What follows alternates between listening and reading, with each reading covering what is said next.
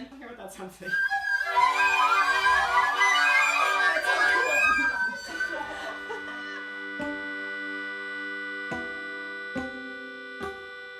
I was interested in the combination of these lowbrow instruments with this highbrow concepts and what it meant to compose seriously for something silly, but also being interested in that intersection of acknowledging that something can be silly and have humor while also being something worth your intellectual time and your active listening.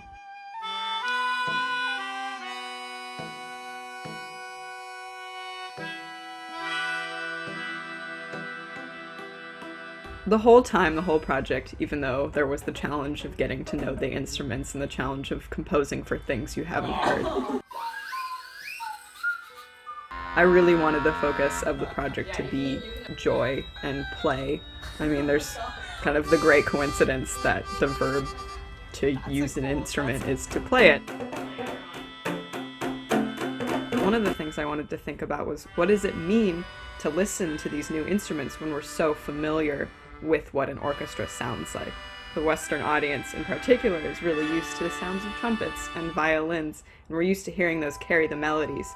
So much so that we don't actually really think about the sound itself of the instruments anymore. Why do you think this instrument, for example, might not have a place in the standard Western orchestra? It's bright red.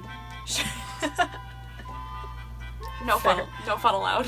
Fair. But when you get these new instruments or these odd toy instruments in the picture, suddenly the timbre becomes really significant, and the sound of the instrument is what you're listening to.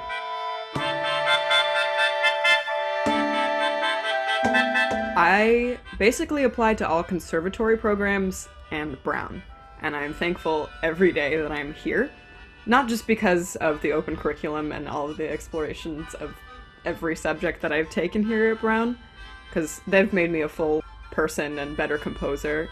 I've kind of realized that music is not my entire life, but it's how I understand the world, so I'm really thankful that I'm here at Brown and that the music department has been so open and diverse. I think the Plastic Orchestra was really exciting for me in trying to find a balance between being new and unique while also finding joy and comfort and kind of weird familiarity in these new sounds.